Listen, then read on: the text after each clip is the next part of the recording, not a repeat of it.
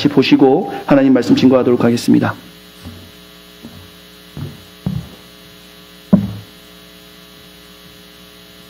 네, 그런가 하면 오늘 서울광장에선 성소수자 축제인 퀴어 축제가 열렸습니다. 또 국가인권위 건물엔 성소수자를 상징하는 무지개 깃발이 내걸렸습니다.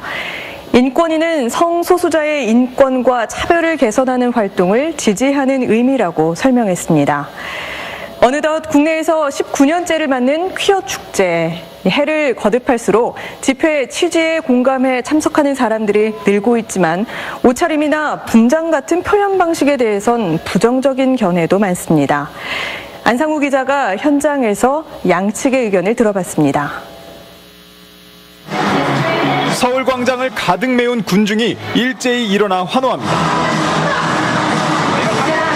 동성애를 범죄로 간주하는 80개 나라 국기로 만든 이른바 암스테르담 레인보우 드레스도 아시아에서 처음 전시됐습니다. 성소수자에 대한 차별과 혐오의 문제를 제기하고 인식 개선을 촉구하는 100여 개 부스도 마련됐습니다. 무지개 깃발을 내건 국가인권위원회는 물론 여러 나라 주한 대사관이 참여했습니다. And I think for Canadians, the question of LGBTQ issues are universal human rights. So we're supporting everybody who's here. 지난 2000년 50명으로 출발한 퀴어 문화축제는 이제 주최 측 추산 12만 명이 함께하는 대규모 행사가 됐습니다. 계속 벽장 속에 숨어있듯이 집에 계시던 분들도 다들 이날만큼은 이제 드러내놓고 나오니까 연대감도 갖고 정신적으로도 많이 도움이 되는 것 같아요. 광장 건너편에선 올해도 어김없이 동성애 반대 집회가 열렸습니다. 반대자들은 동성애가 종교적으로 타락한 문화고 신체를 과하게 노출하는 건 위법이라고 비판했습니다. 반대 집회 참가자 10여 명은 도로 위에 드러누워 퀴어 축제 행진을 방해하기도 했습니다. 일부 반대자들 가운데는 동성애를 인정하지 않는 건 아니지만 참가자들의 옷차림과 표현이 외설적이라고 지적하는 사람들도 있습니다. 전신 이렇게 다 보이게끔 다니는 거 좋지 않아요. 아이들이 보는 게 또 옳지 않고요. 축제 참가자들은 성소수자 문제를 환기시키려는 의도라며 이를 문제 삼는 건 성소수자에 대한 왜곡된 인식 때문이라고 반박합니다. 얼마 전에 열렸던 신촌의 물총축제라 그런 그 선정성이나 섹시함을 강조하는 그런 축제도 분명히 있고 왜 굳이 우리 퀴어들이 몇 없는 이렇게 자신의 표현을 할 수 있는 축제에서 굳이 외설적으로만 모순적으로 받아들여지는지 도를 넘는 과한 표현인지 낯섦에서 비롯된 편견인지 성소수자 인정과 별개로 여전한 논란거리입니다. SBS 안상우입니다. 여기까지 보시죠. 제가 오늘 동성애에 대해서 이야기하려는 것은 아니고요. 이것을 인트로로 제가 말씀을 좀 나누기 위해서 준비했습니다. 2000년에 처음 시작했던 이 퀴어 축제가 이제 19년이 됐는데요.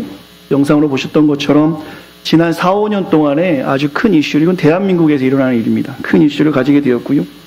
퀴어라는 뜻은 괴상한이라는 뜻을 가지고 있습니다. 그러나 오히려 우리의 괴상함이 정상이다라는 의미를 가지고 반어법으로 동성애라는 고유명사로 이 퀴어라는 단어가 쓰여집니다. 퀴어 축제가 아주 큰 이슈가 되고 있는데요. 그의 이유는 시대와 문화의 변화도 있겠지만 오히려 제가 생각할 때는 한국 교회가 이 퀴어 축제가 크게 되는데 한몫 기여했다라고 저는 생각을 합니다. 제가 만약에 한국에 있었다면 저는 그렇게 한국교회에 외치고 싶었어요. 나가서 반대 집회하지 마라. 기도하면서 우리의 잘못된 모습을 먼저 바라보면 더 좋겠다라는 외침을 좀 하고 싶었어요. 이미 우리의 시대와 또한 우리가 접하는 미디어를 보시면 소수자, 약자라는 프레임 대 기득권, 기독교라는 프레임을 이미 미디어에서 만들어 놓았습니다. 이 행사에 아무 관심이 없던 사람들조차도 성소수자들에게 반대 집회하며 함부로 막대하고 이야기하는 기득권의 대표로 프레임이 씌워진 기독교를 보고 오히려 화를 내며 너희나 잘해라 라는 여론으로 답하기도 합니다. 가만히 분석해 보면요, 제가 이런 문화를 볼 때 한국의 문화 정서상 여전히 아직도 동성애와 LGBT에 대해서는 동의하지 않는 것이 우리의 현실이지만 기득권의 대표인 욕심 많은 교회가 반대하니까 그 반대가 싫어서 이 문화를 지지하는 사람들이 많아지고 있는 것이, 이런 집회의 댓글을 보면 우리가 쉽게 찾아볼 수 있는 것이 현실입니다. 특별히 교회 기득권에 대해 상처받은 청년들이나 청소년들에게 더더욱 그러한 현상들을 확인할 수가 있어요. 제가 이 시간에 본문을 다루기 전에 키워 축제 뉴스와 함께 여러분하고 말씀을 나누는 이유는 우리가 직면한 이 현상에 대해서 좀 고민해 보자라는 시간으로 이 시간 여러분과 나누고 싶어요. 지금 교회가 세상의 반기독교적인 문화에 반대하기 전에 지혜 없이 나가서 행동하기 전에 먼저 하나님 앞에 우리가 잘못된 것은 없는지 오늘 본문의 말씀을 통해서 살펴보고, 그 후에 우리가 성경에 부합하는 행동으로 살아갈 때에 분명히 하나님께서 우리에게 힘을 주실 것이고 세상에 영향력 있는 기회가 생길 것이라는 마음 때문에 오늘 이렇게 시작을 합니다. 로마서 1장에 보시면 주님께서는 죄가 무엇인지에 대해서 명확하게 말씀하고 계세요. 죄라는 것이 무엇인가? 죄의 카테고리에 대해서 로마서 1장에서 말씀해 주십니다. 꼼꼼히 살펴보면 성경에서 지금 이 땅에서 우리 교회들이 목 터지게 반대를 외치는 동성애가 가장 큰 죄이고, 대다수의 교회들이, 대다수의 성도들이 아무렇게 하지 않는 거짓말, 탐욕, 수근수근, 시기, 선하지 못한 행동은 작은 죄라고 성경에서는 말하지 않고 있습니다. 즉 죄에는 경중, 크고 작음이 없음을 성경에서는 분명하게 말씀해 준다라는 것이죠. 우리가 짓는 수많은 죄에 대해서는 매우 둔감하게 반응하고, 내가 짓지 않는 이런 동성애 같은 죄에 대해서는 민감하게 반응하는 것은 결코 성장하는 기독인의 모습이 될 수 없고, 오히려 이런 모습 때문에 세상에 오히려 반감되는 모습으로 우리는 하나님을 전하고 있다라는 것입니다. 오늘 말씀의 제목으로 본다면 착한 기독인의 삶이 아닙니다. 오늘 말씀의 제목을 제가 한번 읽어보시겠어요? 같이 읽겠습니다. 시작. 착한 삶을 사는 나라고 해보았어요. 말씀을 나누기 전에 이 착하다는 뜻이 무엇인가를 제가 한번 찾아봤어요. 착함 무엇일까? 국어사전을 보니까요, 마음과 행동이 곱고 어질 때 착하다라고 합니다. 영어로 오는 게 좀 더 쉬울 것 같은데요.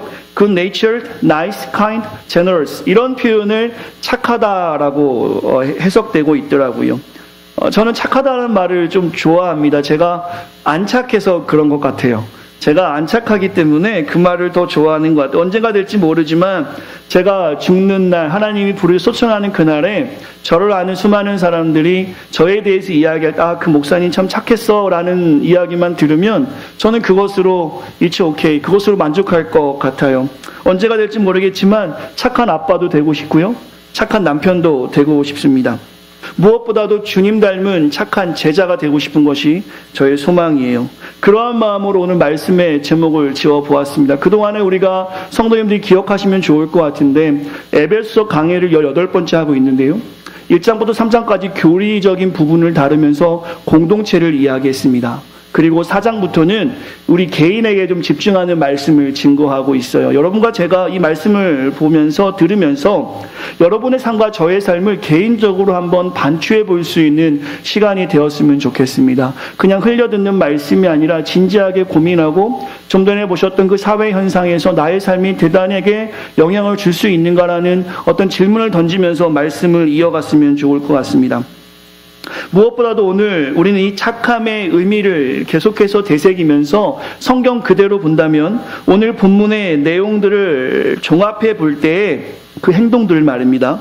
마음과 행동이 고울 때 할 수 있는 것들임을 제가 확인하게 되었습니다. 이것은 우리가 계속 나누고 있는 성장과 성숙과 연결되어 있는 부분인 것이죠. 성장하고 성숙하지 못하면 착한 행동을 지속적으로 할 수 없음을 저는 깨닫게 됩니다. 우리 아이들 보면 어떠세요? 얼마나 이쁘고 착합니까? 하지만 그들이 성숙하지 못할 때, 성장하지 못할 때 자기만 아는 이기적인 모습을 우리는 수도 없이 발견합니다. 오늘 우리 민근이가 왔을 때 너무나 이쁘지만 저 아이가 엄마, 아빠 생각하면서 밤에 잠을 푹 자거나 혹은 엄마 아빠 생각해서 먹을 걸 달라고 하고 싶지만 오늘 아빠 컨디션이 좀 안 좋으니까 좀 참다가 기분 보고 이야기하자. 그렇게 하지 않는다는 것이죠. 엄마 아빠 기분과 전혀 상관없이 아직 성장하지 못했고 미성숙하기 때문에 자기가 먹고 싶을 때 울고 똥 싸고 싶을 때 울고 하여튼 자기 마음대로 하는 거, 미성숙이 그때 드러난다라는 것입니다. 즉 마음과 행동이 곱지 못할 때 착하지 못하다는 것이죠. 지금 교회가 착하다라는 평가를 얻지 못하는 중요한 이유인데 그것은 성숙하지 못해서 어린아이와 같은 모습을 우리가 세상에 보여주고 있기 때문이 아닌가 싶습니다. 오늘 본문은 성장한 성도로서 착한 성도로서 행동해야 되는 말씀으로 우리에게 도전을 주고 있습니다. 성장하지 못해 어린아이 같은 모습이 아니라 오늘 이 시간에 말씀을 듣는 저와 여러분들이 비록 우리가 약하고 아무것도 할 수 없는 것 같이 보이지만 오늘 본문의 말씀으로 우리의 삶에 적용하여서 성장하고 착한 성도로 우리가 살아갈 때에 우리 주님은 교회인 우리가 이 땅에서 신뢰를 받을 수 있도록 그 역사하실 것이며 그때 우리가 교회의 사명을 계속해서 이끌어 나갈 수 있을 것이고요. 오늘 보셨던 세상의 반성경적인 문화와도 싸울 힘이 생기는 것입니다. 그래서 저는 오늘 이 착함을 많이 강조하고 싶고요. 여러분과 같이 그렇게 많이 인사하고 싶어요. 한 번 더 서로 바라보시면서 인사하면 좋겠는데요. 참 착하세요. 이렇게 인사하면 싶습니다. 어색하시죠? 네. 내가 나를 아는데. 네. 참 착하세요. 착하십니다. 찔리지만 계속해서 말씀 보도록 하지요. 오늘 말씀으로 이 땅의 교회들이 공신력을 참 잃었는데 그 착함, 금리스를 도전하는 귀한 시간이 되고자 하는 마음으로 말씀을 준비했습니다. 말씀 보시죠. 강해가 필요 없는 말씀입니다. 그냥 여러분이 쭉 읽어내시면 다 이해가 되는 말씀이에요. 지난주에 우리가 나누었던 배운 대로 사는 나, 우리가 배운 대로 사는 나라는 말씀의 적용점이라고 보시면 좋을 것 같습니다. 제가 그래서 오늘 주보에 정성스럽게 이 포스트잇 느낌이 나는 종이 하나를 만들어 드렸어요. 두 번째가 되는 것 같은데요. 여러분이 이것을 여러분의 일터의 책상이나 혹은 운전석에 붙여놓으시고 매일 굿 크리스찬으로 좀 다짐하는 시간이 됐으면 좋겠다 결단하는 마음으로 오늘 말씀의 어떤 적용점을 제가 적어서 드렸습니다. 잊어버리지 마시고 가셔서 여러분이 여러분의 성경책에 여러분의 핸드폰에 셀폰에 일터에 붙여놓으시고 매일 좀 보시면 좋겠다는 마음으로 드렸는데요. 오늘 말씀을 통해서 우리가 오늘 금리스에 도전하는 시간이 되는 귀한 시간 되기를 간절히 소망합니다. 24절 말씀 보시죠. 같이 한번 24절 우리가 정성스러운 마음으로 같이 읽겠습니다. 시작.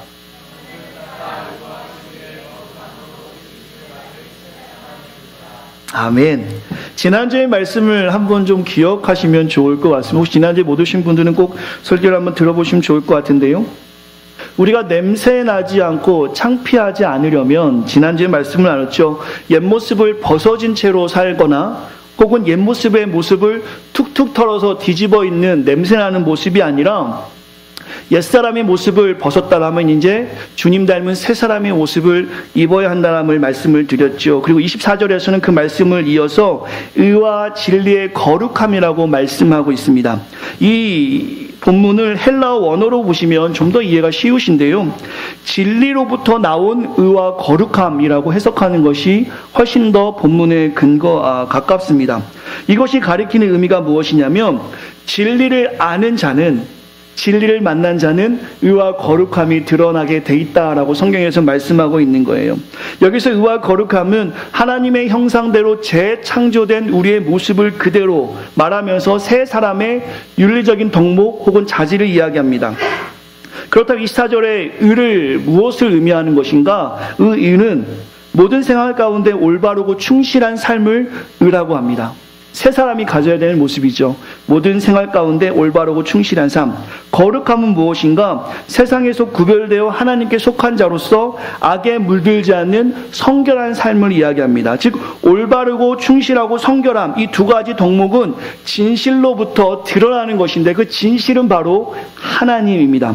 우리가 하나님을 만났으면, 저와 여러분들이 하나님을 만나서 옛사람의 모습을 진정으로 벗어버렸다라면 이제 우리의 모습 가운데서는 의와 거룩함이 드러내야 되는 것인데 그 의와 거룩함은 바로 충실함과 성결함을 이야기하고 있는 것이죠. 이것은 우리의 삶에 냄새나게 안 하는 것이고 우리를 창피하지 않게 만드는 중요한 원리입니다. 그러면서 성경에서는 25절부터죠. 여러분과 가지고 있는 제가 성경은 25절 좋은 성경책에 보시면 하나님을 본받는 생활이라고 작은 이렇게 제목이 붙여져 있는 이 부분부터 우리가 오늘 볼 건데요. 구체적으로 우리가 진리를 만났다면 여러분과 제가 정말로 하나님을 만나서 옛 모습을 벗어버렸다라면 25절부터 32절까지 말씀이 우리의 삶에서 경험되어지고 확인되어질 수 있어야 함을 성경에서는 분명하게 우리에게 말씀하고 있습니다. 그리고 이 모습은 의와 거룩하게 사는 것인데 제가 오늘 말씀의 제목을 정한 것처럼 착하게 사는 것이라고 저는 명명하고 싶습니다. 그럼 우리는 어떻게 해야 하나? 우리의 죄성을 가지고 있는데 우리가 이렇게 살아갈 수 있을까? 이 질문을 던져볼 수 있어야 합니다. 저와 여러분들이 정말 이렇게 완벽하게 깨끗하고 정결하게 살아갈 수 있습니까? 우리의 의지로 이것을 가능한 부분인가요? 그렇지 않습니다. 오늘 본문에 보시면 우리가 기억해야 될 것이 무엇이냐면 우리는 할 수 없지만 주님 통해서 할 수 있는 것. 그래서 23절 보시겠습니까? 23절에 보시면 지난주에 나누었는데요. 오직 너희의 심령이 새롭게 되어라고 말씀하고 있습니다. 이것은 무엇이냐면 이 새롭게라는 단어를 헬라어 용법으로 살펴보면요. 죄송합니다. 제가 계속해서 원어를 사용하고 있는데요. 부정 현재 수동타 형태로 사용하고 있어요. 그게 무슨 말이냐면 우리는 계속해서 새로워져야 한다는 것입니다. 수동태니까 누구를 통해서요? By Holy Spirit. 하나님을 통해서 성령을 통해서 매일 새롭게 되어져야만이 오늘 25절부터 32절까지의 삶을 살아갈 수 있다라는 것입니다. 이것은 매우 중요한 원리이죠. 즉 성령을 통해서 하지 않고서는 성령이 충만하지 않고서는 이 부분을 우리가 감당할 수 없어요. 오늘 성경 전체에서는 우리에게 그렇게 말씀하고 있습니다. 너는 할 수 없어. 너의 모습 가지고는 불가능이라고 말씀하고 있지만 성령을 통해서 우리가 할 수 있음을 오늘 성경에서는 분명하게 말씀하고 있는데 성경이 우리 안에 단 이례적으로 임합니다. 내가 하나님을 믿으면 매일매일 성령이 임하는 것이 아니라 한 번 우리 안에 임하게 되는데요. 그 성령이 우리 안에서 성령 충만하게 움직일 수 있도록 내가 액티브하게 영적으로 살아낼 때에 성령이 계속해서 우리를 새롭게 하는 것이고 우리의 심령 깊은 곳에서 성령과 동행함으로 새 사람의 옷을 입은 우리가 25절부터 32절까지 살아갈 수 있다라는 것이죠. 이것이 아주 중요한 원리입니다. 왜냐하면 우리가 오늘 이 기어 축제의 뉴스를 보았지만 수많은 사람들이 나가서 반대 집회를 합니다. 함부로 이야기도 하고요. 주여도 하고 마귀들과 싸울지라 제약 벗은 형제여 이렇게 노래도 하고 막 합니다. 그러나 여전히 옛사람의 모습으로 우리가 냄새나고 창피한 모습을 가지고 있으면 아무리 우리가 성경의 진리를 이야기해 봤자 세상 사람들은 콧방귀 끼는 거예요. 냄새난다는 겁니다. 지금 키워 축제와 같은 반성경적인 문화들을 교회가 막지 못하는 가장 큰 이유는 용서하고 들으시고 또 마음 아프게 들으시면 좋겠어요. 앞서 변화되지 못한 옛사람의 모습이 교회 안에 있기 때문에 우리 기독교가 더 많이 냄새나고 더 창피하기 때문입니다. 그래서 세상은 우리 이야기를 들으려고 하지 않는 것이죠. 냄새나는 사람이 냄새난다고 이야기하는데 오히려 피하고 싶겠죠. 우리의 삶을 이 시간에 돌아볼 수 있는 시간 되었으면 좋겠어요. 저는 오늘 사랑하는 우리 새생명 성도들과 이 말씀을 나누면서 특별히 혹시 이 설교를 듣는 수많은 동역자들에게 성령 충만하여 완전한 우리의 가치관과 삶이 변화하고자 함을 기대하는 마음으로 간절히 오늘 말씀을 호소하고 싶습니다. 이 땅에서 주님이 소망이다. 우리 교회의 캐치프레이즈인가요? 모든 문제의 해답 예수 그리스도. 이것이 전해지려면 진리를 소유한 여러분과 제가 의와 거룩하게 살아내지 못하면 우리의 의지로서는 하나님을 전할 수 없다라는 것이죠. 이것은 우리가 정말로 하나님을 만났으면 여러분과 제가요. 정말로 하나님 만났으면 자연스럽게 따라올 수밖에 없는 것이 오늘 본문의 행동들이라는 것입니다. 이 시간에 진지하게 우리의 삶을 돌아봐야 되는 이유가 그렇습니다. 25절부터 이제 살펴볼 건데요. 이 하나님을 만난 후에 자연스럽게 따라오는 결과적인 행동들이 우리에게는 왜 이렇게 힘든 것입니까? 우리는 이 행동들을 정말 잘하고 있는가? 이 시간에 우리의 삶을 돌아봐야 될 이유가 이것. 여전히 냄새나는 모습으로 창피한 모습으로 살아가고 있는 것은 아닌가? 오늘 본문을 통해서 우리의 삶을 좀 반추해 보시면서 우리의 삶이 혹시 부족한 부분이 있다면 성령의 위로하심과 도전이 있는 시간 되기를 간절히 소망합니다. 25절부터 같이 보도록 하겠습니다. 같이 읽겠습니다. 25절 결론적인 말씀이죠. 그런 식으로 시작하고 있습니다. 같이 읽겠습니다. 시작.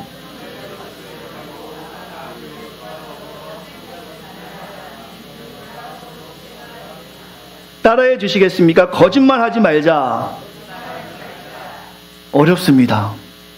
마지막 부분에 우리가 서로 지체가 됨이라 이야기하면서 이 말은 매우 무서운 말인데요. 지체요.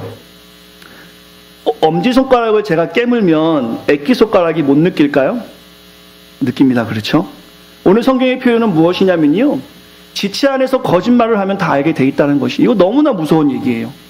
용서하고 들으세요. 용서하고 들으세요.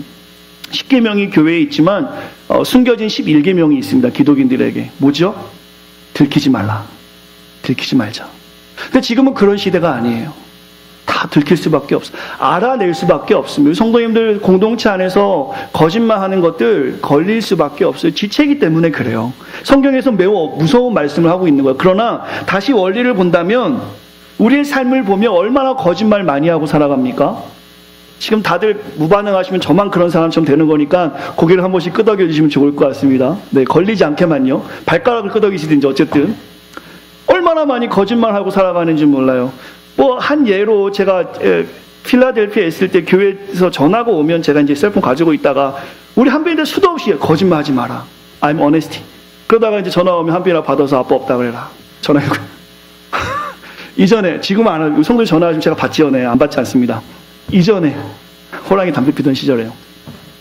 얼마나 우리 가운데 그런 거짓말을 사소하게 하고 살아가는지 모릅니다.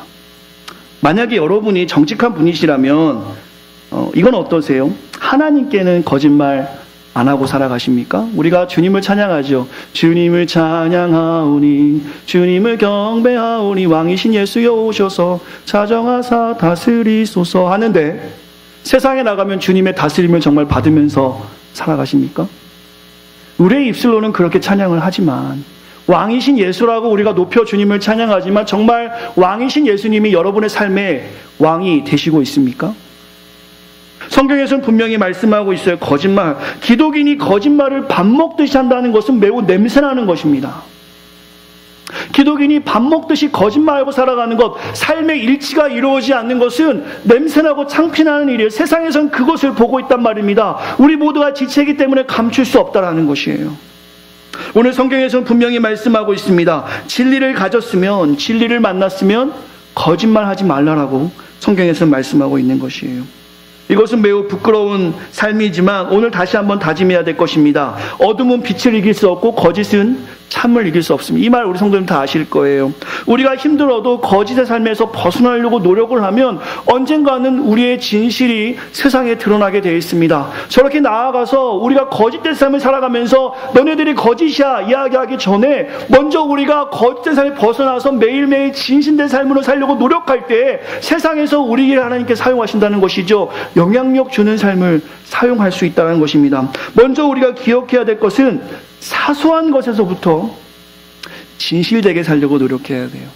부부간에 그 사소한 부분에서부터 진실되려고 노력해야 됩니다. 그것이 가정을 지키는 가장 중요한 방법일 겁니다. 공동체 안에도 마찬가지입니다. 가장 사소한 것부터 거짓에서 벗어날 수 있어야겠죠. 저 멋있으세요. 이쁘세요. 이 말 당분간 제가 안 하겠습니다. 사소한 것에서부터 진실해야 되니까. 근데 대부분 저는 진실이에요. 대부분 전 성도님들에게 멋있으세요 하는 말은 거짓은 아닙니다. 진실인데 하여튼 오늘은 좀 자제하도록 하겠습니다. 사소한 것에서부터 저와 여러분이 목숨 걸고 지키려고 해야 돼요. 우리 공동체는 그랬으면 좋겠어요. 그리고 그런 부분에 허물이 드러날 때 지적하는 것이 아니라 그 성도의 마음을 날 기도해주고 지체니까, 그리고 지체를 향해서 정말 가족을 향해 이야기하는 것처럼 우리가 품고 기도할 때 이 공동체는 진실된 공동체가 될 줄 믿습니다. 거짓말하지 말자. 이것이 굿 크리스찬의 첫 번째 모습이겠죠. 또한 진리를 만난 우리는 26절과 27절입니다. 같이 한번 읽겠습니다. 시작. 분을 내어도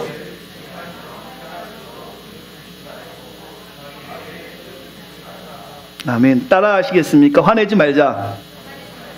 화낼 일이 왜 이렇게 많습니까? 제가 우리 아이들에게 어제 말씀 성경 공부하면서 그 가정 예배하면서 이제 얘기하고 착한 아이로 살자. 근데 계속 저한테 도전을 줘요. 아빠 화내지 않는다고 했으니까 화내지 마 하고 정말 말을 안 들어요. 이때 어떻게 해야 되죠? 나중에 지혜를 좀 모으도록 하겠습니다. 성경에서는 분명히 우리에게 분을 내지 말라라고 하고 있는데 26절에 보면요. 분을 내어도라고 하니까 내도 되는 거 아니야 하지만 30절의 말씀 보시면요. 너희는 모든 악독과 노함과 분냄과 떠드는 것과 비방하는 것 악의와 함께 버리라고 분명히 말씀하고 있어요. 그러면 26절의 말씀은 분을 내어도 하루만 지나지 않으면 되는 거 아니야 라고 혹시 생각하는 분들이 있다면 31절의 말씀에 보시면 분명히 분을 내지 말라라는 것과 일맥상통한 말씀을 기억하시기 바랍니다. 화내지 않는 성도가 되어야 하는데 왜 그러냐면 27절 말씀 보시겠습니까? 마귀에게 틈을 주지 말라. 즉 우리가 화를 내는 것은 마귀에게 틈을 주는 행동이라는 것이지. 여러분의 일터에서 학업의 현장에서 세상에서 할 수만 있다면 기독인으로서 화를 내지 않도록 분을 내지 않도록 힘써야 되는, 특별히 사회뿐만 아니라 교회 공동체에서는 이 부분이 매우 중요합니다. 왜냐하면 우리가 화를 내면 마귀에게 틈을 주는 거예요.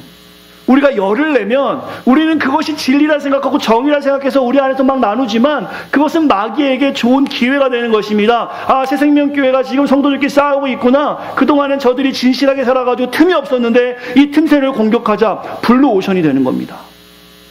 오늘 성경에 보시면 저와 여러분이 기억해야 될 것이에요. 교회는 특별히 하나님의 일을 하는 곳이기 때문에 보이지 않는 일을 합니다. 그렇기 때문에 각자의 경험이 우선될 수밖에 없어요. 제가 예전에 이렇게 했는데요. 이제는 저쪽 교회에서는 이렇게 했는데요. 제가 예전에 이런 생각을 가지고 했는데요. 라고 자신의 의견을 경험에 따라 이야기할 수는 있지만 이것이 혹시 서로 간에 분을 내는 일이라면 이것은 성경적이지 못합니다. 이건 지혜가 부족한 것입니다. 분을 내는 상황을 만드는 것도 우리는 조심해야 돼요. 내가 이야기를 했을 때 그것이 아무리 정의롭고 진실하더라도 상대방에게 분을 일으키는 일이 되었다라면 그것조차도 성경적이지 못하는 것입니다. 목회하면서 많은 생각들을 하게 되는데요. 기도하지 않으면, 좀 새겨 들으시면 좋겠죠. 저도 마찬가지입니다. 기도하지 않으면 내 자신이 중심이 되어 분을 내거나 분을 내는 상황을 만들게 됩니다. 우리 성도님들 경험한지 모르겠어요. 저도 경험을 많이 하는데요. 기도를 많이 하면요, 화낼 일이 별로 없어요. 용서가 막 드러나게 돼 있어요. 글쎄요, 우리 성도님들 경험이 있을지 모르겠죠. 저는 그런 것 같아요. 기도를 한 날과 하지 않는 날은 엄청난 차이가 있습니다. 그래서 우리 아이들도 제가 새벽에 교회 갔다 온 날은 맘대로 까불지만 새벽에 교회 안 갔다 온 날 아이들이 조심하죠. 아빠가 화를 낼 거라 애들이, 이건 뭐 반복적인 거니까요. 우리 모두가 기도하지 않으면 내 중심으로 살아갈 수밖에 없는 삶이 우리의 삶이라는 것이죠. 근데 이것이 왜 문제가 되냐면요, 성경에서는 우리에게 분을 내지 말라 혹은 하루를 넘기지 말라라고 하는 이유는 27절의 말씀입니다. 마귀에게 틈을 주는 일이기 때문이에요. 교회 공동체를 한번 돌아보세요. 얼마나 마귀에게 틈을 많이 줬습니까? 우리 교회가 처음인 분들도 있겠지만 그동안의 교회의 분쟁 가운데 속해서 살아왔던 분들 한번 기억해 보세요. 교회가 싸울 때 얼마나 교회가 쉽게 무너졌는가, 얼마나 쉽게 상처 주었는가. 오늘 성경에서는 분명하게 말씀하고 있습니다. 너희가 정말 하나님을 만났다라면, 금리스한 하나님을 경험했다라면 분을 내지 마라. 혹시 분을 내었더라도 하루를 넘기지 말라라고 성경에서는 분명하게 말씀해 주고 있는 겁니다. 한번 인사할까요? 화내지 마세요. 이 표현보다는 화내게 안 할게, 이렇게, 네, 화내게 안 할게, 네, 이게 좋을 것 같아요. 이것은 마귀에게 틈을 주는 행동입니다. 우리가 조심해야겠죠. 우리 공동체 하나님께서 앞으로 귀하게 사용하실 건데 우리 공동체 안에서 의견이 다를 수는 있지만 그것이 서로에게 분을 일으키거나 분을 일으키는 상황을 만드는 것은 우리가 매우 조심해야 될 것이며 매우 지혜가 필요한 행동입니다. 28절입니다. 우리가 진리를 만났다라면 성경에서 이렇게 말씀하고 있습니다. 같이 읽겠습니다. 시작.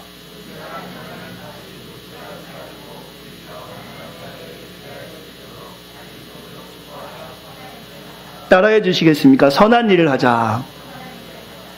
하나님을 만나서 변화된 우리들이 할 수만 있다면 선한 일을 해야 합니다. 야고보서 1장 27절의 말씀을 적어 놓으시면 좋을 것 같은데요. 진정한 경건이 무엇인지를 야고보서에서는 말씀하고 있습니다. 저에게 매우 도움이 되는 제 목회 철학에 매우 중요한 말씀인데요. 야고보서 1장 27절에 보시면 진정한 경건이란 하나님 아버지 앞에서 정결하고 더러움이 없는 경건은 곧 고아와 과부를 그 환난 중에 돌보고 또 자기를 지켜 세속에 물들지 아니하는 그것이라. 주님께서는 정결한 경건을 말씀하시는데 그 중에 하나가 무엇이냐면 우리가 교회에 와서 뜨겁게 기도하고 세속에 물들지 않는 것뿐 아니라 고아와 가부를 돌보는 것 또한 경건이라고 성경에서는 말씀하고 있어요. 이것은 매우 중요합니다. 돌보는 사역 또한 경건을 성경에서 말씀하고 있는 것이죠. 오늘 본문에 보시면 바울은 도적질하지 말라라고 이야기하고 있습니다. 10계명 중에 제7계명을 사용하고 있어요. 그리스도인이 지켜야 될 중요한 기본 윤리임을 말하면서 사실 이 도적질하는 자를 죄송합니다. 헬라어로 보게 된다면요. 클레프톤이라는 단어를 쓰게 된 이것은 누구냐면요. 도적질을 직업적으로 가지고 살아가는 사람들을 이야기하는 것이 아니라 모든 종류의 부당한 착복, 횡령, 또한 사람의 판단으로 정죄할 수 없는 그 작은 부분까지도 멀리하라라고 성경에서 이야기하고 있는 거예요. 우리가 감옥 갈 만한 도둑질을 하지 말라는 것이 아니라 성경에서 말하는 것은 비록 감옥에 가지 않는 죄일지언정 그것이 하나님 앞에서 부끄러운 일이 된다면 그 모든 것을 멈추라라고 성경에서 말씀하고 있는 것입니다. 그러면서 도둑질하지 말라, 우리에게 정죄된 삶을 살아라라고 이야기하면서 오늘 본문에 보시면 그 겉면으로 끝나는 것이 아니라 보다 적극적으로 노동을 통해서 어려운 사람을 도우라라고 성경에서는 말씀하고 있는 것입니다. 이것이 기독인의 어떤 노동의 윤리라고 저는 이야기하고 싶은데요. 여러분과 제가 일을 하는 이유는 무엇입니까? 우리 산마루 식당을 운영하는 이유는 무엇이며 연구원으로 생활하는 이유는 무엇이고 의사와 교사로 또 학업을 가지고 앞으로 꿈을 가지시고 직업을 갖고자 하는 그 이유는 무엇입니까? 여러분과 제가 지금 기억해야 될 것인데요. 우리가 사업을 하거나 어떤 여러 가지 일을 할 때 그 노동의 목적은 부의 축적이 아니라 기억하시기 바랍니다. 우리 기독인의 노동의 목적은 부의 축적이 아니라 궁핍한 이웃을 돕는 선한 일에 있음을 기억하시길 바라요. 오늘 본문에서는 그것을 말씀하고 있는 것입니다. 28절에 보시면 가난한 자에게 구제할 수 있도록 자기 손으로 수고하, 이것은 노동의 이유를 말하는 겁니다. 우리가 어떻게 다른 힘으로 해서 노동을 하는 것이 아니라 우리가 힘써 나아가서 노동을 할 때 그 이유는 선한 일을 하기 위해서임을 성경에서는 분명하게 말씀하고 있는데요. 그래서 제가 오늘 우리 새생명교회 선한 기독인들에게 좀 제안하고 싶은 4가지가 좀 있습니다. 만약 여러분들이 착한 기독인으로서 물질의 풍성함을 혹시 누리고 계시다라면, 아니면 성경의 노동의 목적을 충분히 이해하는 분들이라면 다음에 4가지에서 우리가 좀 힘을 써서 선한 일을 하길 원합니다. 첫째로는 제가 좀 제안하고 싶은데요. 다음 세대를 위해서 우리가 좀 힘을 냈으면 좋겠다. 할 수만 있다면 기독인들이 교육 분야, 특별히 학교 같은 데 많은 기부를 할 수 있는 꿈을 좀 꾸셨으면 좋을 것 같습니다. 행복하지 않는 우리의 다음 세대들이 행복하게 살 수 있도록 좋은 학교를 돕고 좋은 학교를 만드는 일에 우리 기독인들이 혹시 물질의 풍성함이 있다면 조금이라도 도울 수 있었으면 좋겠어요. 두 번째로는 선교와 관련된 일에 우리가 좀 힘을 냈으면 좋겠습니다. 특별히 선교사의 자녀들을 도울 수 있었으면 좋겠어요. 혹은 목회지가 약한 목회자의 자녀들을 좀 도울 수 있을 것 같아요. 제 이야기를 죄송한데요. 정말 제가 목회하면서 생각하는 거 하나가 있어요. 자녀 걱정만 없으면 정말 집중해서 하나님의 일 할 수 있을 것 같아요. 이 말은 선교사님들과 동일하게 적용될 것 같아요. 선교사님들이 자녀 걱정 없으면 정말 힘을 다해서 일을 할 수 있을 겁니다. 우리 교회가 지금 4가정, 이제 하방 5가정을 선교하는데 할 수만 있다면 새생명교회가 선교지에 있는 선교사님들의 자녀들을 도울 수 있는 꿈을 꾸는 우리가 되었으면 좋겠어요. 특별히 다음 세대를 세우는 것과 선교사를 돕는 일, 이런 일은 이제 목회자와 선교사를 키우는 학교를 돕는 일이 된다면 첫 번째 제안과 두 번째 제안을 우리가 감당하는 일이고, 혹은 우리 새생명교회가 언젠가는 모르겠죠. 저 남미에 Your Life School 그런 학교들을 좀 세워서 정말로 우리가 학교를 세우는 꿈을 좀 꿔보는 그런 교회가 되었으면 좋겠어요. 그래서 우리가 이 자리에서 우리끼리만 잘 되고 만족하고 우리끼리만 바비큐 먹고 끝나는 것이 아니라 때로는 어렵게 살아가는 수많은 동역자들을 위해서 쓰임받는 우리의 물질이 되기를 소망하는 마음으로 여러분과 제가 살았으면 좋겠습니다. 셋째로는 제가 늘 기억하고 생각하고 싶은 건데요. 세상의 의인이라고 할까요? 저 이런 분들을 좀 도왔으면 좋겠어요. 무슨 말이냐면 나라를 위해서 독립운동했던 분들의 자제분들, 혹은 정의와 인류애라는 순수한 가치를 위해서 자신의 목숨을 기꺼이 바친 분들, 혹은 우리 사회에 따뜻한 가치관과 철학을 세우기 위해서 기여한 분, 남을 위해서 스스로 희생한 분들이 있다면 이런 분들을 위해서 여러분의 물질이 좀 사용되면 좋겠다라는 생각이 듭니다. 왜냐하면 이것이 바로 하나님이 우리에게 보여주신 사랑이었기 때문입니다. 여러분과 제가 이러한 곳에 우리의 물질을 좀 사용하면 어떨까? 이런 것이 분명히 선하게 하나님이 이끌어하지 않을까? 네 번째 하나 더 생각하고 싶은 게 있는데요. 반려견과 반려묘를 키우는 우리 기독인들이 있다면 사랑하는 반려견과 반려묘를 돌보듯이 그와 비슷한 비용과 관심을 세상에서 사랑받지 못하는 아이들에게도 나누어 줄 수 있는 성숙한 기독인이 되시길 간절히 축원합니다. 컴패션이나 월드비전 같은 곳에 자신이 키우는 강아지와 고양이를 쓰는 돈만큼은 아니더라도 그와 비슷한 관심과 기부를 할 수 있는 기독인이 되어야 되겠다. 왜냐하면 우리는 먼저 사람을 세우는 일에도 관심을 많이 가지셔야 한다는 것이죠. 저희 가정은 아직 준비가 되지 않았지만 자격이 주어지면 입양을 하려고 합니다. 공개 입양을 하려고 합니다. 결혼할 때부터 기도하고 있던 일인 한국에 있었다면 저는 벌써 했을 거예요. 미국에 있기 때문에 제 신분이나 수입이 입양의 자격에 이르지 못하기 때문에 가슴으로 안는 일을 우리는 매일 아내와 기도하고 있는데요. 저는 언젠가는 그 일이 꼭 이루어졌으면 좋겠는데 우리 성도님들도 이 일에 동참할 수 있다면 기도해 보시고 동참했으면 좋겠습니다. 교회가 사람 세우고 살리는 일에 집중하지 아니하면 교회는 사명을 가진 공동체라고 이야기할 수 없다는 것이죠. 이것이 오늘 성경에서 이야기하는 노동의 목적이 아닌가. 여러분과 제가 직업을 갖는 중요한 이거와도 너무나 많이 있겠죠. 제가 다 나누지 않아도 여러분이 생각했을 때 여러분이 가지고 있는 그 물질을 가지고 선한 일을 하는 일 얼마나 많이 있겠습니까?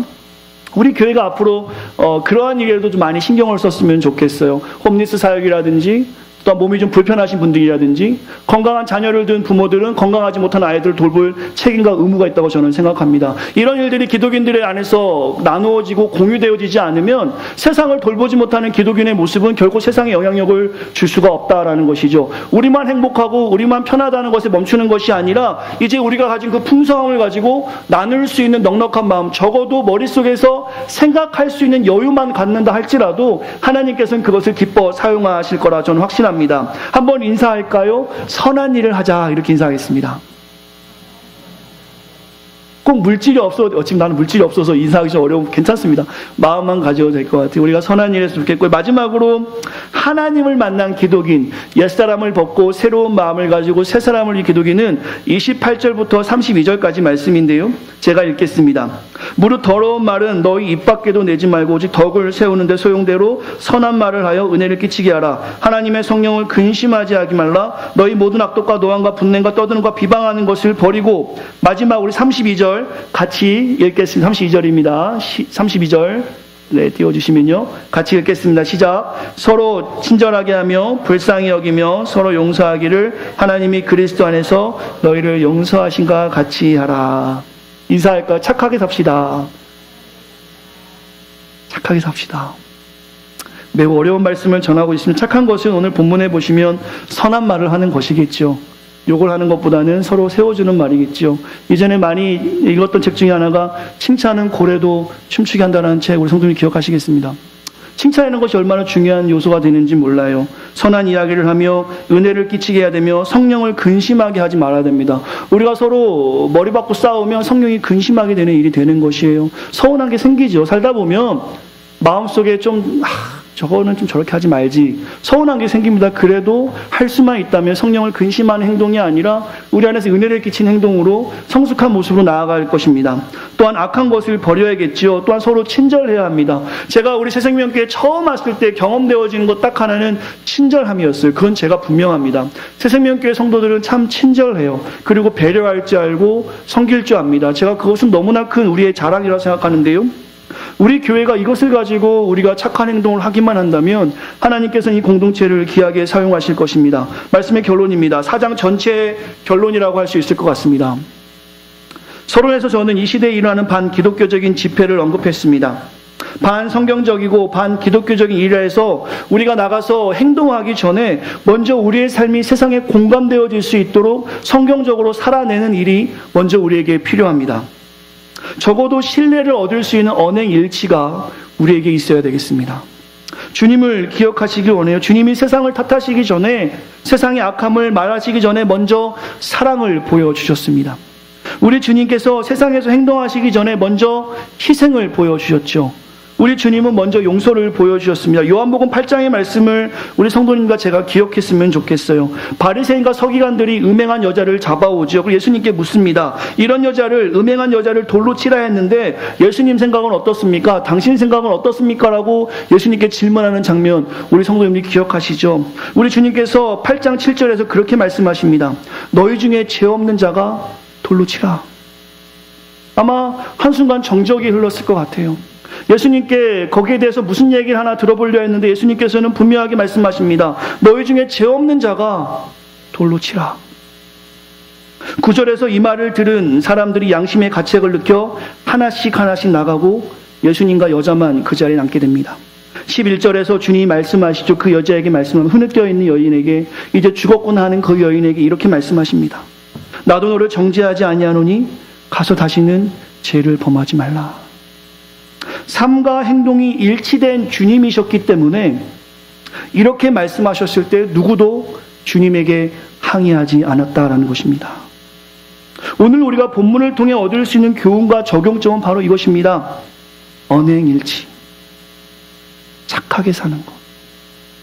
세상에 일어나는 수많은 비성경적인 일, 사장에 본다면 허망하고 총명이 없고 감각이 없는 그런 모든 일에 대해서 우리가 잘못되었다고 핏개 들고 나아가서 반대하는 것을 하는 행동이 아니라 오히려 교회들이 먼저 회개하고 세상에 영향력 있게 살지 못한 모습을 보면서 회복하는 일이 저는 먼저 우리에게 있어야 할 거라 생각이 듭니다. 만약 교회가, 한번 생각해 보세요. 굿니스하다면, 만약 교회가 카인드하다면, 만약 교회가 나이스하다면, 이 땅의 교회들이 새 사람의 옷을 입어서 냄새나지 않고 창피하지 않다면, 오늘 본문에서 말씀하시는 것, 거짓말이 없고 분을 내지 않고 어려운 사람들을 돕고 선하고 용서하는 삶을 우리 교회가 살아간다면, 이 땅의 교회가 그렇게 한정 흠도 없이 살아간다면 교회는 어떻게 될까요? 부흥이 일어나지 않겠습니까? 부흥이 아니더라도 분명 세상의 악한 부분을 치유하고 위로하며 회복시키는 영향력을 가질 겁니다. 생각만 해도 기분이 좋아요. 우리가 그렇다면. 오늘 본문에서 바울은, 하나님께서 바울을 통해 하시고자 하는 말씀은 이것입니다. 바울이 비록 감옥에 있지만, 복음이 전하지 못하는 그런 갑갑한 상황일지 모르지만 바울과 함께 동역한 에베소 성도들이 그리스도의 장성한 분량으로 성장하기만 한다면, 그와 함께 성장하여서 냄새나지 않고 창피하지만 않는다라면 바울이 비록 감옥에 있어도 복음은 멈추지 않는다라는 것이 오늘 본문의 전체 핵심이죠. 오늘 제가 드린 이 말씀의 메시지가 바로 우리에게 요구하시는 하나님의 말씀입니다. 세상이 그렇게 악하여져 한다 할지라도 우리가 굿 크리스찬으로 살아가기만 한다면, 우리는 할 수 없죠. 성령이 우리 안에 충만함으로, 성령이 동행하심으로, 성령이 주시는 그 새로운 생각을 가지고 우리가 매일 도전하기만 한다면, 우리의 굿니스를 도전하기만 한다면 하나님께서는 우리를 사용하실 것입니다. 요즘 메이저 리그를 보면 큰 이슈가 되는 선수가 하나 있습니다. 누구인지 아시겠어요? 혹시 바로 한국 선수죠. 추신수 선수입니다. 36살이나 되었죠. 그가 지금 52경기 연속 출루율을 가지고 있습니다. 80경기까지 갔으면 좋겠는데요. 많은 사람들에게 희망을 주고 있어요. 36살의 동양인. 혹자는 이렇게 이야기도 해요. 그까지 출루율이 뭐가 대단하다고. 시원하게 안타나 홈런을 쳐야지. 질질 끄다가 볼넷, 그거 뭐 누가 알아주기나 하냐고. 그러나 이것은 야구의 원리를 모르는 사람들의 이야기입니다. 야구는 베이스 따먹기예요. 점수를 많이 내면 이기는 게임이죠. 야구를 해보셔서 아실 거예요. 베이스를 많이 얻으면 점수 낼 확률이 높아진다라는 것입니다. 이럴 때 타자의 진짜 목적은 아웃되지 않고 살아나가는 것입니다. 베이스에 나가는 것이죠. 시원한 홈런이 아니지만, 시원한 안타는 아니지만 매일 누군가가 베이스로 나가가 주기만 한다면 주자가 있을 때 승리로 연결될 가능성이 매우 높아집니다. 이런 점에서 추신수 선수의 출루율은 매우 가치가 높음을 세계가 인정하고 있죠. 저는 오늘 우리의 나눔이 이와 일맥상통하다고 생각합니다. 매일 우리가 신앙의 삶으로 홈런을 쳐서 하나님께 큰 영광을 돌리는 것은 매우 좋겠죠. 매일 홈런 치고 매일 안타 치면 하나님이 큰 영광 받으시겠죠. 그러나 매일 세상에서 기독인의 모습으로 끈질기게 살아내주는 모습이 지금 사랑이 메마른 이 시대에 더 중요한 일이라고 생각합니다. 아무도 알아주지 않지만 거짓말하지 않는 것으로, 아무도 알아주지 않지만 화내지 않고 사는 것으로, 아무도 알아주지 않지만 작지만 선한 일을 함으로 매일 우리가 삶의 베이스에 나가기만 한다면 우리 주님이 언젠가 4번 타자로 들어오셔서 홈런을 치실 때 우리도 같이 점수를 내는 것입니다. 사랑하는 새생명 성도 여러분, 힘들지만 어렵지만 세상과의 싸움에서 그 수를 기다리시고 싸움에 지지 마시고 끈질기게 힘을 내어 보시길 바랍니다. 오늘 제가 나눴던 이 하나님 말씀, 저도 다 할 수 없는 말씀인 걸 저도 알고 있고요. 여러분 한 분 한 분도 이걸 다 할 수 없는 거 말씀 알고 있습니다. 하지만 성경에서는 분명히 말씀하고 있습니다. 우리가 고백하는 절대의 진리인 말씀에서 우리에게 말씀하고 있습니다. 진리를 경험했다면, 진리를 정말 만났다라면, 너희가 냄새나지 않고 창피나지 않은 성도라면 이렇게 살아야 한다는 것입니다. 이렇게 살 때 복음이 멈추지 않습니다. 지금 왜 부흥이 없습니까? 지금 왜 이런 반시대적인 문화의 교회가 영향력 있게 나아가지 못하는 것입니까? 우리가 끈질기게 살지 못하기 때문에, 공 3개 못 치면 그냥 아웃돼 버리기 때문에, 끈질기게 늘어지는 맛이 없기 때문에 교회는 힘이 없는 거예요. 사랑하는 성도 여러분, 출루하십시오. 그 출루율을 높이세요. 여러분이 말씀으로 살아내며 출루율을 높으셔서 이전에는 쉽게 아웃됐지만 내일부터, 아니 지금 이 순간부터는 쉽게 아웃되지 마시고 끝까지 공을 보시고 치려는 노력을 하십시오. 혹시 못 친다라면 그 공이 우리를 유혹해서 치게 만들 때 참으셔서 볼넷이라도 얻으셔서 세상에 나가시기 바랍니다. 하나님께서 홈런 치실 때 우리와 같이 점수를 내실 줄 믿습니다. 오늘 말씀은 우리에게 큰 도전이 될 줄 믿습니다. 찬양대 앞으로 나오시고요. 여러분과 제가 그 크리스찬 살기 위한 중요한 말씀이라고 저는 확신합니다. 다음번에 한 번 더 5장을 나아가면서 말씀을 나누겠지만, 여러분과 제가 이 종이에 써있는 다 해낼지 모르겠어요. 그러나 노력하시면서 매일매일 삶을 체크해 보시길 바랍니다. 우리가 그 크리스찬이 되기만 하면 하나님은 놀랍게 하나님의 일을 하실 줄 믿습니다. 예수 우리 왕이여 이곳에 오셔서 내 삶에 오셔서 나를 자정하여 주시옵소서. 우리 소망하는 마음으로 왕이신 주님을 찬양하도록 하겠습니다. 예수 우리 왕이여, 신실한 마음으로 고백합시다. 이곳에 오셔서 보좌로 주여 임하사, 보좌로 주여 임하사, 우리의 찬양을 받아주소서. 찬양을 받아주소서. 주님을 우리 삶을 다해서 찬양합니다. 주님을 찬양하라. 주님을 경배하오니, 주님을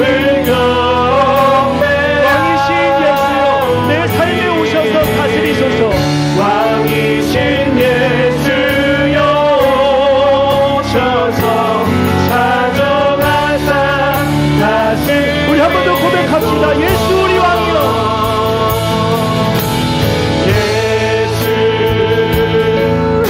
내 삶에 오셔서, 내 삶에 오셔서, 보좌로 주여 임하사, 보좌로 주여 임하사, 찬양을 받아주소서. 찬양을 받아주소서.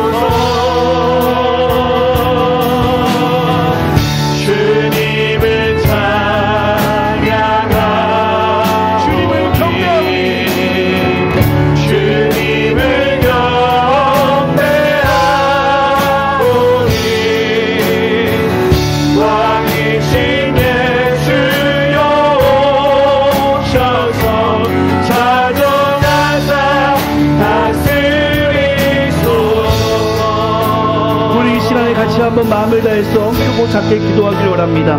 오늘 우리에게 하나님 주신 말씀 가운데 살아갈 때 그 거짓말에 내가 벌벌 떨게 하시고 그 화를 내는 분노에 내가 벌벌 떨게 하시고 내가 선한 일을 하지 못하는 것에 벌벌 떨게 하셔서 정말 하나님 보실 때 부끄럽지 않는 삶을 살아갈 수 있도록, 혹은 내가 화를 내었을지언정 그 화를 하루를 넘지 않게 하나님의 은혜 가운데 잘 이겨낼 수 있게 달라고, 오늘 말씀을 기억하시는 대로 매일 삶에 출루하여서 정말 주님과 함께 이 땅의 승리를 선포하는 삶이 될 수 있게 달라고, 나의 사업장, 나의 학업, 나의 직장 안에 내가 정직하게 사명을 감당할 수 있게 달라고, 관계의 축복을 허락해 달라고 이 시간 마음을 다해서 뜨거운 마음을 가지고 교회의 회복들을 위해서 같이 한번 기도하겠습니다. 기도합시다. 살아계신 아버지 하나님 감사합니다. 우리의 삶이 변화하길 원합니다. 우리가 도전받습니다. 주님을 닮은 착함과 느낌을 가지고 살아가길 원합니다. 하나님, 우리가 거짓말하지 않게 하시옵소서. 아버지, 우리가 선한 일을 감당하길 원합니다. 아버지와 세상에 살아갈 때 진실되게 살아가길 원합니다. 부족합니다. 우리의 의지로 할 수 없습니다. 성령이 주장하여 주시고 성령이 함께함으로 이 일을 감당하길 원합니다. 우리를 붙잡아 주시옵소서. 우리를 사용하여 주시옵소서. 오 하나님, 주님을 찬양합니다. 아버지, 귀한 공동체를 붙잡아 주시옵소서. 우리가 진실한 크리스천으로 살아가길 원합니다. 아버지, 우리가 정결한 크리스천으로 살아가길 원합니다.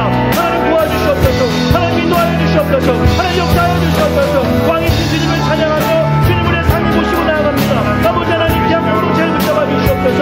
아버지, 귀하게 사용하여 주시고 하나님의 가정과 우리 안에 있게 하여 주시옵소서. 온전히 주님을 바라옵니다.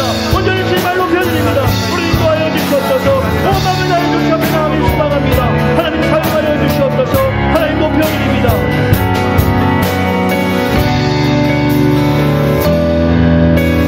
내가 거룩하니 너희도 거룩하라 말씀하신 하나님, 우리는 부족합니다. 우리는 연약합니다. 아무것도 할 수 없습니다. 그렇다고 포기하는 것이 아니라, 아웃된 인생으로 살아가는 것이 아니라 주님과 함께 오늘도 삶의 도전을 가지고 나아갑니다. 금리스하게 우리가 정말 온유한 마음과 선한 마음을 가지고 세상에 나아가길 원합니다.